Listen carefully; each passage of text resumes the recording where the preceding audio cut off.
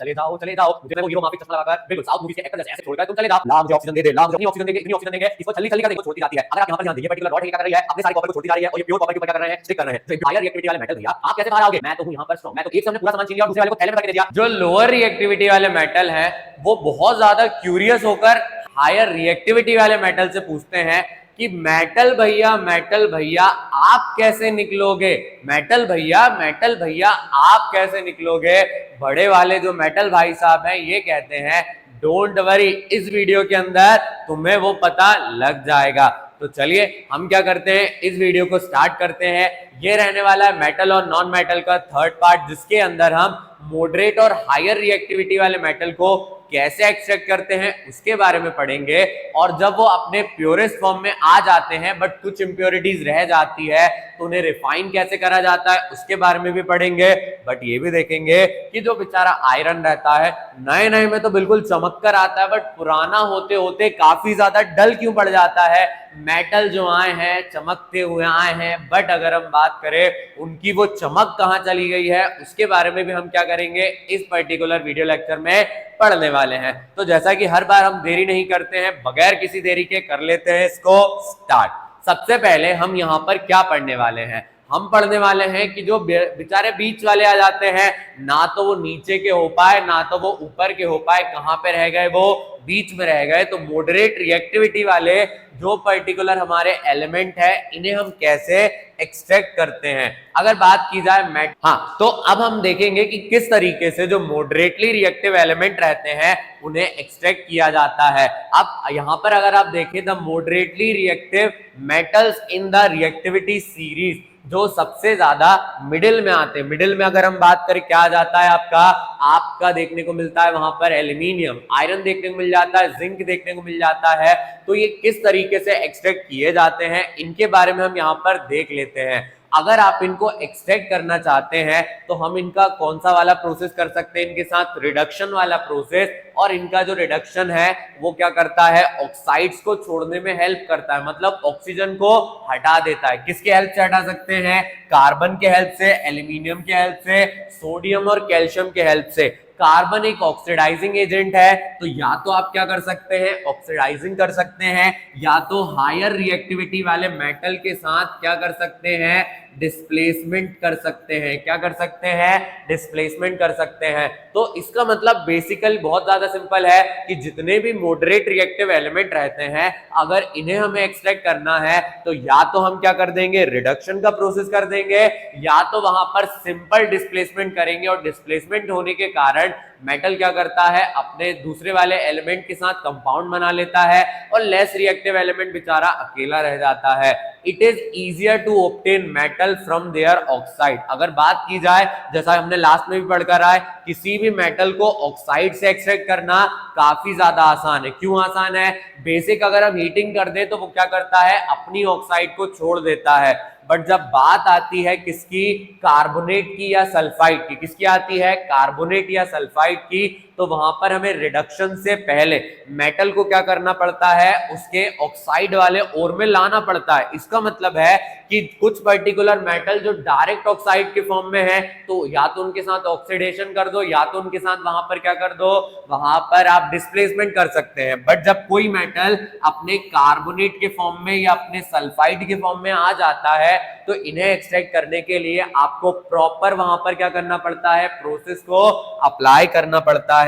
The concentration of ore can be converted into metal oxide by the process of calcination और roasting. और इन process का नाम क्या है, अगर कार्बोनेट वाला है तो इसका नाम रहता है कैल्सिनेशन, और अगर सल्फाइड वाला है तो इसका नाम क्या रहता है, रोस्टिंग रहता है। दोनों को डिटेल में देख लेते हैं, रोस्टिंग क्या है और अगर हम बात करें कैल्सिनेशन क्या है। आप बेसिकली याद रखें कि जब कोई पर्टिकुलर एलिमेंट अपने कार्बोनेट वाले फॉर्म में रहता है, किस फॉर्म में रहता है, कार्बोनेट वाले फॉर्म में रहता है, मतलब जो मेटल का ओर है वो कार्बोनेट वाला ओर है, तो उसके लिए हमें क्या करना पड़ेगा कैल्सिनेशन। और अगर कोई मेटल अपने सल्फाइड वाले ओर में है तो उसके लिए हम क्या करते हैं, रस्टिंग करते हैं। अब भैया दोनों के साथ भेदभाव क्यों कर रहे हो, भेदभाव करने का कारण है कि जो पर्टिकुलर कार्बोनेट रहता है, क्या रहता है, कार्बोनेट रहता है, इसको अगर आपको क्या करना है, हटाना है, तो आपको बिल्कुल ऑक्सीजन नहीं देना है। बट जब सल्फाइड को हटाना है, सल्फर को हटाना है, तो आपको भर भर के ऑक्सीजन देना पड़ता है। मतलब भैया एक से हमने पूरा सामान छीन लिया और दूसरे वाले को थैले में भर के दे दिया, बिल्कुल सही समझ रहे हो। दूसरे वाले को हम थैले में भरकर क्या करते हैं, पूरी की पूरी ऑक्सीजन दे देते हैं और एक से क्या कर लेते हैं, सारी ऑक्सीजन छीन लेते हैं। It is the process in which carbonate ore is heated. ये वो पर्टिकुलर प्रोसेस है जिसके अंदर कार्बोनेट ओर को हीट करा जाता है, बट कब किया जाता है, एब्सेंस ऑफ ऑक्सीजन में। मतलब भैया बेचारे की जिंदगी से हमने पूरी ऑक्सीजन क्या कर दी है, बाहर निकाल दी है, और जब पूरी जिंदगी से ऑक्सीजन उसकी बाहर चली गई तो वो क्या करता है, काफी आसानी से अपने मेटल ऑक्साइड वाले ओर में आ जाता है। और एक बार जब ये मेटल ऑक्साइड के ओर में आता है तो वहां पर हम क्या करते हैं, उसको फर्दर हीट करते हैं और हीट करके क्या करते हैं, उसको निकाल लेते हैं मेटल के फॉर्म में।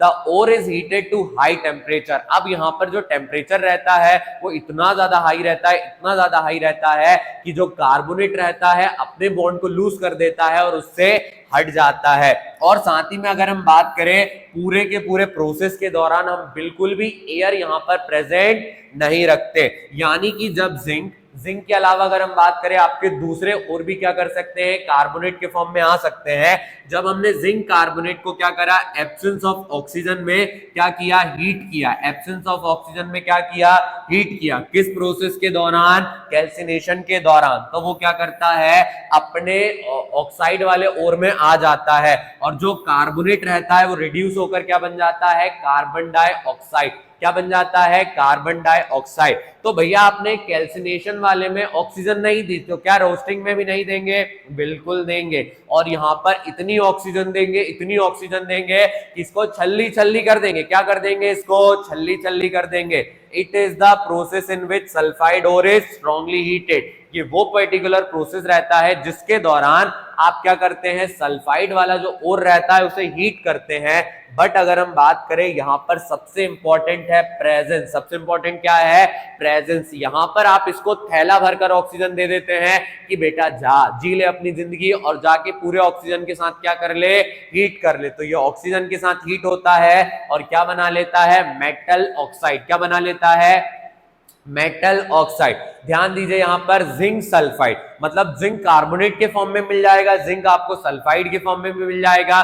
सिमिलर दूसरे तरीके के भी जो ओर रहते हैं वो कार्बोनेट वाले ओर भी रहते हैं, सल्फाइड वाले भी रहते हैं। अगर कार्बोनेट वाले मिले तो कैल्सिनेशन कर दो, अगर सल्फाइड वाले मिले हैं तो क्या कर दो, रोस्टिंग कर दो। हमने यहाँ पर एक्सेस ऑफ ऑक्सीजन में क्या किया, इसको रोस्टिंग वाले प्रोसेस से स्ट्रांगली हीट करा, जिस वजह से ये अपने ऑक्साइड के फॉर्म में आ जाता है और सल्फर क्या बना लेता है, सल्फर ऑक्साइड। क्या बना लेता है, सल्फर ऑक्साइड। हाँ, तो यहां पर अगर हम देखें, हमने क्या देखा कि जो पर्टिकुलर जिंक सल्फाइड था, जब इसे ऑक्सीजन के प्रेजेंस में, मतलब एक्सेस ऑफ ऑक्सीजन में हमने हीट किया तो ये क्या करता है, अपने ऑक्साइड के ओर में आ जाता है। और साथ ही में अगर हम बात करें, सल्फर क्या बना लेता है, सल्फर ऑक्साइड। अब आप बोलोगे कि ये भी ऑक्साइड आ गया, ये भी ऑक्साइड आ गया, इनके साथ आगे क्या करते हैं। तो अगर हम यहां पर ध्यान दें, अगला जो प्रोसेस रहता है, जो मेटल ऑक्साइड रहती है उनको फ्री मेटल में कन्वर्ट करने के लिए हम रिड्यूसिंग एजेंट का इस्तेमाल करते हैं। और हमें पता है रिड्यूसिंग एजेंट कौन रहता है, वो पर्टिकुलर एजेंट जो कि क्या करता है, ऑक्सीजन को रिमूव कर देता है। मतलब भैया कि जो ऑक्साइड वाले ओर है, यहां पर हम क्या करेंगे, रिड्यूसिंग एजेंट को लेकर आएंगे जो कि बोलेगा ला मुझे ऑक्सीजन दे दे, ला मुझे ऑक्सीजन दे दे, और सामने वाले से पूरी ऑक्सीजन क्या कर लेगा, छीन लेगा। पूरी ऑक्सीजन क्या कर लेगा, छीन लेगा। और साथ ही में अगर हम बात करें, आप कार्बन से क्या कर सकते हैं, रिडक्शन करवा सकते हैं। बट जो हायर रिएक्टिविटी वाले एलिमेंट रहते हैं ये हेल्प कर देते हैं डिस्प्लेसमेंट में। किसमें कर देते हैं, डिस्प्लेसमेंट में हेल्प कर देते हैं। जो एल्यूमिनियम रहता है ये रिड्यूस करता है आयरन ऑक्साइड को। एक एग्जांपल के तौर पर हम देख रहे हैं, जैसे यहां पर देखो, हमने क्या ले लिया, आयरन ऑक्साइड ले लिया। ये आयरन ऑक्साइड जब एल्यूमिनियम के प्रेजेंस में आया, एक बात हमें पता है, जो एल्यूमिनियम रहता है वो हायर रिएक्टिव है, और अगर हम बात करें जो आयरन है वो लेस रिएक्टिव है। तो हायर रिएक्टिव होने के कारण ये क्या करता है, लेसर रिएक्टिव को छोड़ देता है। लेसर रिएक्टिव को क्या करता है, छोड़ देता है। अब आयरन ने यहाँ पर एल्यूमिनियम के साथ रिएक्शन किया।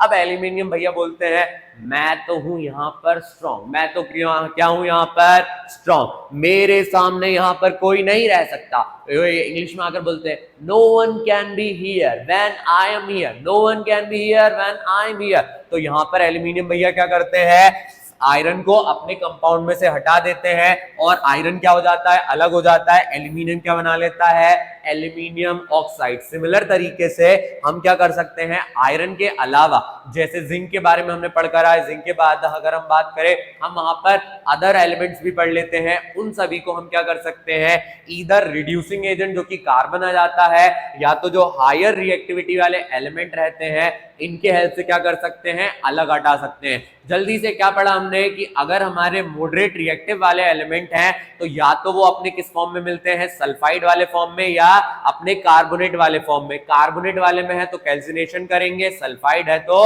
रोस्टिंग करेंगे। कैल्सिनेशन में आपने थैला भर के उससे ऑक्सीजन ले ली है और यहाँ पर आपने थैला भर के ऑक्सीजन रोस्टिंग वाले को दे दी है, और जब ये फाइनली अपने मेटल ऑक्साइड वाले फॉर्म में आ जाते हैं तो रिड्यूसिंग एजेंट के हेल्प से हम उनकी ऑक्सीजन हटा देते हैं, या हायर रिएक्टिविटी वाले जो एलिमेंट रहते हैं इनके हेल्प से उनकी ऑक्सीजन को क्या कर लेते हैं, छीन लेते हैं, ताकि हायर रिएक्टिविटी वाला अपना ऑक्साइड बना ले और लोअर रिएक्टिविटी वाला जो एलिमेंट है वो अपना अलग हो जाए। That's it. इससे ज्यादा हमें मॉडरेट रिएक्टिव वाले एलिमेंट के साथ कुछ नहीं करना है। अब आ जाते हैं हायर रिएक्टिव एलिमेंट। कौन से वाले एलिमेंट आ जाते हैं, हायर रिएक्टिव। अब हायर रिएक्टिव पढ़ने के लिए आप याद करो chapter number 2 acid base and salt. Acid base and salt भैया आप पढ़ा मेटल नॉन मेटल रहे हो, याद करने को बोल रहे हो एसिड बेस एंड सॉल्ट। याद करिए ब्राइन सोल्यूशन के बारे में हमने पढ़ा था। ब्राइन सोल्यूशन मतलब भैया नमक वाला पानी। क्या नमकीन पानी जो हमारे घर पे बनाते हैं, हाँ वैसे ही कुछ समझ लो, बट इस पानी का इस्तेमाल हम पीने के लिए नहीं करते हैं बल्कि सोडियम और क्लोरीन को अलग करने के लिए करते हैं। देखो यहाँ पर हमने क्या कर लिया, हमारा वो पर्टिकुलर सोल्यूशन लिया जिसके अंदर क्या प्रेजेंट है, इसके अंदर नमक प्रेजेंट है जो कि NaCl है। Na कहां पर आता है, हायर रिएक्टिविटी पर आता है। Na जैसे यहाँ पर सोडियम भी हो सकता, पोटेशियम भी हो सकता है और अदर एलिमेंट भी हो सकते हैं। मतलब जितने भी हायर रिएक्टिविटी वाले एलिमेंट रहते हैं अगर आप इनको अलग करना चाहते हैं तो सिंपल एक ही रास्ता है, इलेक्ट्रोलाइटिक रिफाइनिंग। यानी इलेक्ट्रोलाइटिक प्रोसेस से ही हम क्या कर सकते हैं, इन पर्टिकुलर मेटल को एक्सट्रैक्ट कर सकते हैं। क्या बताया जाता है, वो मेटल जो हायर रिएक्टिविटी पर आते हैं वो काफी ज्यादा रिएक्टिव रहते हैं। जैसे याद करिए हमने क्या पढ़ा था कि लोअर रिएक्टिविटी वाला क्या करा था, हायर रिएक्टिविटी वाले मेटल भैया आप कैसे बाहर आओगे, तो हायर रिएक्टिविटी वाले एलिमेंट वाले भैया कहते हैं अगर मुझे तुम बाहर देखना चाहते हो, अगर तुम मुझे बाहर देखना चाहते हो तो तुम्हें क्या करना पड़ेगा, इलेक्ट्रोलाइटिक करना पड़ेगा। क्या करना पड़ेगा, इलेक्ट्रोलाइटिक करना पड़ेगा। तो हम आ जाते हैं यहाँ पर हायर रिएक्टिविटी को हटाने के लिए कौन सा वाला प्रोसेस लेकर, इलेक्ट्रोलाइटिक रिफाइनिंग लेकर। These metals have strong affinity for oxygen। ये क्या करते हैं, काफी जल्दी से ऑक्सीजन के साथ रिएक्ट कर जाते हैं, अपनी ऑक्साइड बना लेते हैं। जैसे ऑक्साइड्स ऑफ सोडियम हो गया, ऑक्साइड्स ऑफ मैग्नीशियम हो गया, ऑक्साइड्स ऑफ कैल्शियम हो गया, एल्यूमिनियम हो गया। इनको डायरेक्टली आप कार्बन से रिड्यूस नहीं कर सकते। जैसे हमने मॉडरेट रिएक्टिव वाले को देखा कि ऑक्सीजन को वो छीन लेता है, बट यहाँ पर ये ज्यादा रिएक्टिव रहते हैं और कार्बन को अपनी ऑक्सीजन लेने नहीं देते हैं ऑक्सीजन लेने नहीं देते, जिस वजह से हमें यहाँ पर इलेक्ट्रोलाइटिक रिडक्शन करना पड़ता है। ये इकलौता ऑप्शन है जिससे हमारे जो हायर रिएक्टिविटी वाले एलिमेंट रहते हैं ये बेचारे क्या कर जाते हैं, अलग हो जाते हैं। बोलते हैं चले जाओ मुझे छोड़कर तुम चले जाओ। तो यहाँ पर जो हायर रिएक्टिविटी वाले एलिमेंट रहते हैं वो क्या करते हैं, ऑक्सीजन को छोड़कर या अपने जो अदर कंपाउंड रहते हैं उनको छोड़कर हट जाते हैं। सोडियम, मैग्नीशियम, कैल्शियम क्यों हम क्या करते हैं, इस तरीके के प्रोसेस से ऑब्टेन कर लेते हैं। यहाँ पर कौन सा वाला फॉर्म रहता है, मोल्टन क्लोराइड। इसको इसके हेल्प से समझो कि जब हमने क्या करा, पानी को, सॉल्यूशन को क्या कर लिया, यहाँ पर इसके अंदर फिल कर दिया और इलेक्ट्रिक करंट को पास करा। अब इलेक्ट्रिक करंट के अंदर इतनी ज्यादा पावर रहती है कि वो किसी भी चीज को क्या कर सकता है, अलग कर सकता है। जब करंट जेठालाल के सारे बाल खड़े कर सकता है तो क्या वो NaCl को या अदर हायर रिएक्टिविटी वाले कंपाउंड को नहीं तोड़ पाएगा, 102% क्या करेगा, वो सबको तोड़ देगा।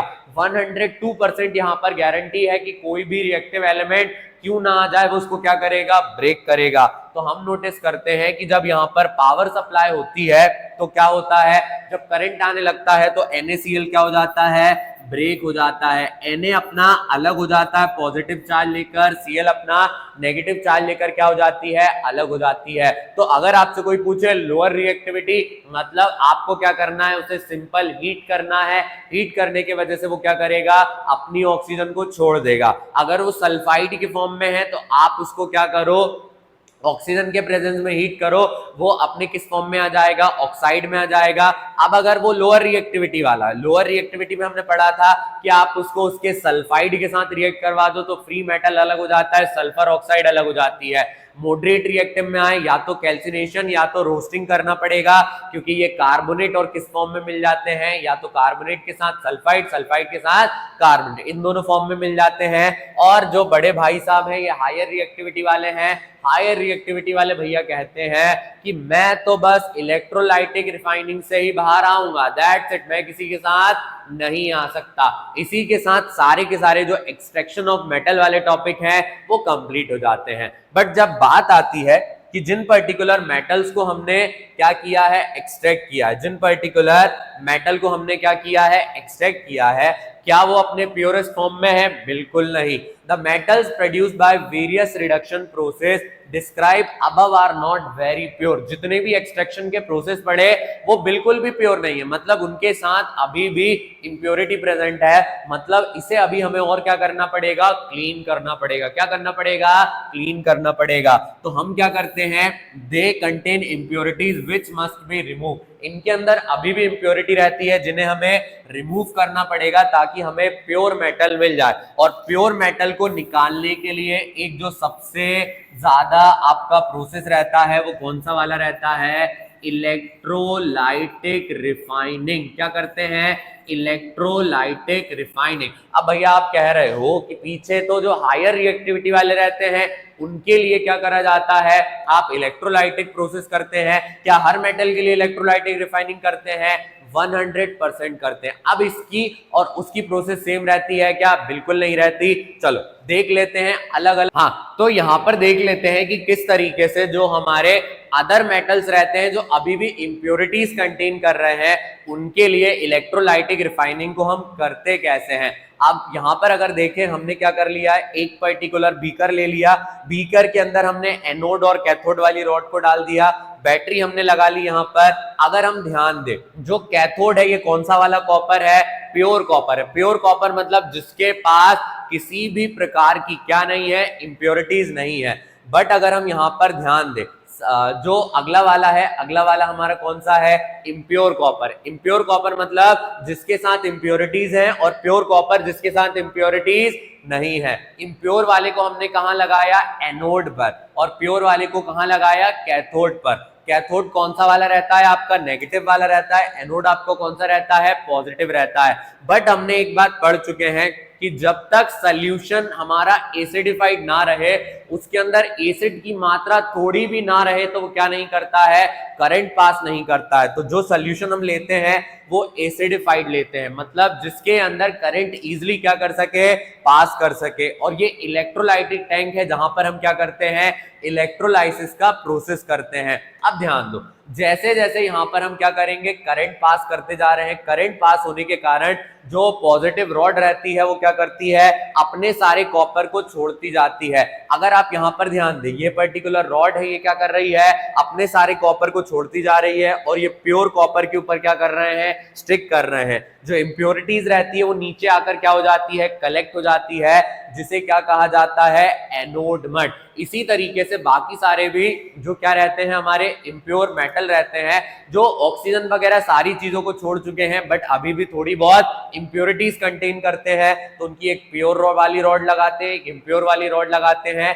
जब करंट पास करता है, जब क्या पास करता है, करंट पास करता है, तो करंट काफी ज्यादा आसानी से क्या करता है, सारी इंप्योरिटीज को अलग कर देता है, और प्योर मेटल को कैथोड वाली रॉड पर जाकर क्या करता है, स्टिक कर देता है। इस तरीके से हम क्या कर सकते हैं, इलेक्ट्रोलाइटिक रिफाइनिंग कर सकते हैं।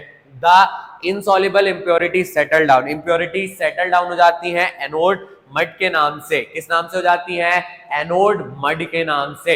इस पूरे चैप्टर में हमने ये देखा कि मेटल हमारे लिए बहुत ज्यादा इंपॉर्टेंट है। जब भाई साहब कोई इतनी ज्यादा इंपॉर्टेंट चीज रहती है तो उसे हमें प्रोटेक्ट करना पड़ता है। अब प्रोटेक्ट क्यों करेंगे? क्योंकि जो मेटल रहते हैं ये बेचारे कैसे ठहरे, आए दिन गए दिन, आए इसके साथ गए इसके साथ। इसका मतलब है कि आप उन्हें लेकर प्योर आते हैं बट वो बहुत जल्दी एटमॉस्फेयर में प्रेजेंट चीजों के साथ रिएक्ट कर जाते हैं। अगर आप यहां पर ध्यान दें, जब हम नई वाली क्या लेकर आते हैं, चेन लेकर आते हैं, तो वो कैसी चमकती है? बिल्कुल ग्रे कलर या सिल्वर कलर में चमकती है, बट थोड़ी पुरानी होने के बाद उसके ऊपर रेडिश ब्राउन का क्या आ जाता है? एक कोट आ जाता है। फिर हमारे घर में आपने कॉपर वाले बर्तनों को देखा होगा। कॉपर वाले बर्तन इनिशियली कैसे रहते हैं? बहुत ज्यादा अच्छे रहते हैं, साफ सुथरे रहते हैं, but over a period of time इनके ऊपर क्या इकट्ठी हो जाती है? इंप्योरिटीज इकट्ठी हो जाती है। मतलब इसके ऊपर ग्रीन कलर का एक कोट आ जाता है। ये कोट क्या करता है? कॉपर को खराब करता है। अगर हम सिल्वर को देखें, जो सिल्वर रहता है नया आने पर बहुत ज्यादा क्लीन रहता है, बहुत ज्यादा चमकता है और बोलता है ये चमक ये दमक सबसे अच्छी चमक किसकी है? सिल्वर की, ऐसा बोलकर चला जाता है। बट अगर हम बात करें, जब एक बार वो पुराना हो जाता है तो उसके ऊपर बहुत ज्यादा क्या आ जाती है? ब्लैक कलर की एक शाइन आने लगती है। इसका मतलब है कि जो हमारे मेटल हैं ये बहुत ज्यादा रिएक्टिव होने के कारण एक डिसएडवांटेज फेस करते हैं, और वो डिसएडवांटेज कौन सा वाला है? करोजन। इसका मतलब है कि उन्हें करोजन फेस करना पड़ता है। करोजन क्या है? हमारी मोस्ट ऑफ द मेटल्स, अगर हम यहां पर ध्यान दें, ज्यादातर जो मेटल्स हैं ये क्या करते हैं? एटमॉस्फेरिक एयर के साथ रिएक्ट करते हैं, और रिएक्ट करने के कारण हम देखते हैं उनके सरफेस के ऊपर क्या जाती है? एक लेयर आ जाती है, और ये लेयर क्या करती है? मेटल्स को करोड करने लगती है। In the long run they underlying layer metals keep on getting lost due to conversion into oxide और सल्फाइड और कार्बोनेट। अब यहां पर होता क्या है? ये पर्टिकुलर जो लेयर रहती है ये मेटल को क्या करती जाती है? डिटोरिएट करती जाती है, मतलब खराब करती जाती है, और मेटल धीरे धीरे करके कम हो जाता है। आप कभी नोटिस करना कि जब आपके घर में नया नया कूलर आया था, अभी हम फिलहाल फाइबर वाले कूलर की बात नहीं कर रहे, वो लोहे वाले कूलर की बात कर रहे हैं।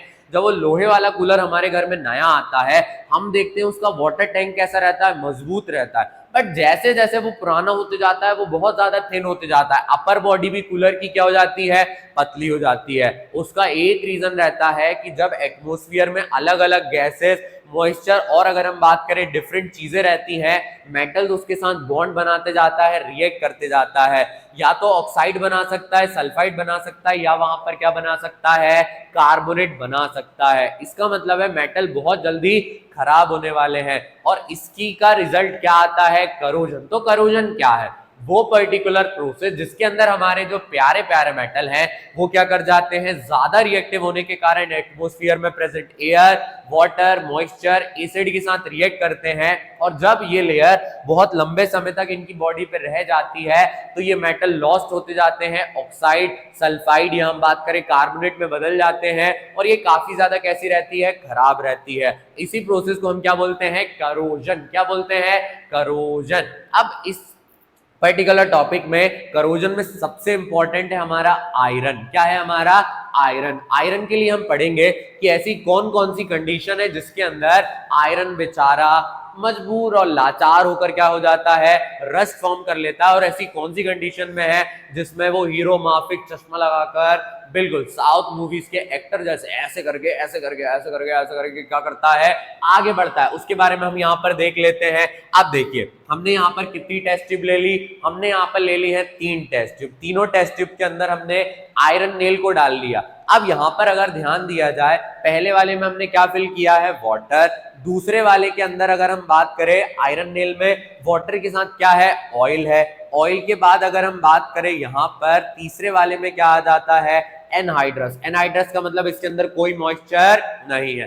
पहला वो जिसके अंदर वाटर और एयर है, दूसरा वो जिसके अंदर ऑयल और अगर हम बात करें बॉइल्ड वाटर है, डिस्टिल्ड वाले के अंदर ना एसिड होता है ना क्या होता है, बेस होता है। और तीसरा वाला जिसके अंदर आपने कैल्शियम क्लोराइड तो डाला है बट अगर हम बात करें इसके अंदर किसी भी प्रकार का मॉइस्चर नहीं है। फिलहाल बज रहे हैं 10। अब यहां पर अगर हम बात करें जब इस प्रोसेस को हम क्या करते हैं, थोड़े देर देते हैं। आप देखो घड़ी चल रही है, घड़ी गोल गोल घूमती जा रही है। अब जब थोड़ा समय वहां पर बीत जाता है तो थोड़ा समय बीतने के बाद हम नोटिस करते हैं पहली वाली जो आयरन नेल थी उसका कलर क्या हो गया है, बदल गया है। बट अगर हम बात करें दूसरी वाली जो आयरन नेल है उसका कलर कैसा है, सेम है। और तीसरे वाले का कलर भी कैसा है, सेम है। इससे हम क्या कंक्लूड कर सकते हैं, इससे हम एक बात कंक्लूड कर सकते हैं कि जब भी आयरन किसी वाटर, एयर या हम बात करें अदर एसिड के प्रेजेंस में रहता है तो वो जल्दी से क्या कर जाता है, रस्ट कर जाता है।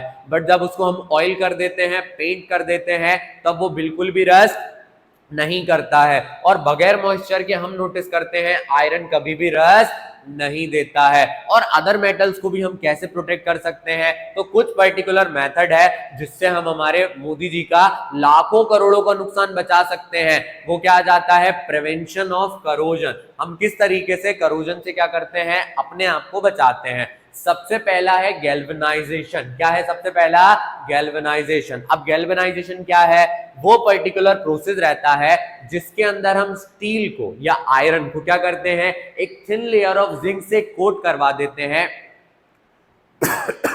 जो जिंक रहती है वो क्या करती है, एक्सटर्नली स्टील को और आयरन को क्या नहीं करने देती है, एक्सटर्नल चीजों के साथ रिएक्ट नहीं करने देती है। और जो हमारे आर्टिकल रहते हैं वो बहुत लंबे समय तक चल जाते हैं। कभी नोटिस करना हमारे घर में जो स्टील वाले बर्तन रहते हैं क्या वो हर साल खराब हो जाते हैं, नहीं होते हैं। उसका एकमात्र रीजन है कि उसके ऊपर एक जिंक की कोटिंग दी गई है जो कि उसे क्या करती है, प्रोटेक्ट कर लेती है।